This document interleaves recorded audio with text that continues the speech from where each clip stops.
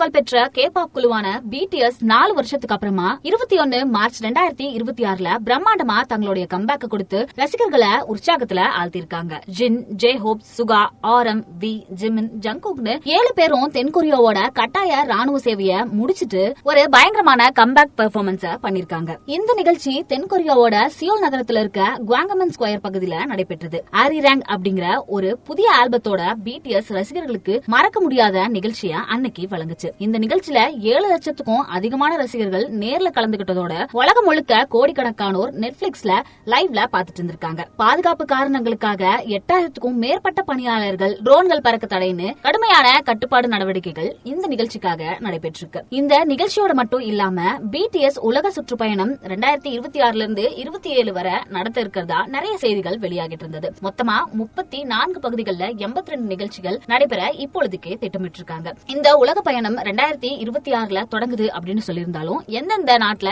எப்போ அப்படிங்கிற சரியான தேதிகள் இன்னும் அறிவிக்கப்படல. அப்படி அறிவிக்கப்படாதப்பயே உலகம் முழுக்க இருக்க கேபாப் ரசிகர்கள் நம்ம ஊர்ல எப்போ எந்த தேதிகள் வருவாங்க அப்படின்னு பயங்கர உற்சாகத்துல இருக்காங்க. குறிப்பா சொல்லணும் அப்படின்னா இந்தியாவுல கேபாப் ரசிகர்கள் ரொம்பவே அதிகம். அவங்களும் இந்த தேதிகளுக்காக ஆர்வமா எதிர்பார்த்துட்டு இருக்காங்க. கேபாப்போட இந்த உலக சுற்றுப்பயணம் வரலாற்றிலே மிகப்பெரியதா இருக்கும்னு எதிர்பார்க்கப்படுது. எந்த அளவு அப்படின்னா சுமார் 2.7 ட்ரில்லியன் வான் வருமானம் இதனால ஈட்டப்படும்னு கணிக்கப்பட்டிருக்கு. இது டெய்லர் ஷிஃப்ட் மற்றும் கோல்ட் பிளே சுற்றுப்பயணங்களையே மிஞ்சக்கூடும் சொல்றாங்க. BTS ராணுவத்துக்கு போறப்போ எந்த அளவுக்கு ரசிகர்கள் கவலை அடைஞ்சாங்களோ அதை விட பயங்கர உற்சாகமா இந்த கம்பேக்க கேபாப் ஃபேன்ஸ் கொண்டாடிட்டு இருக்காங்க.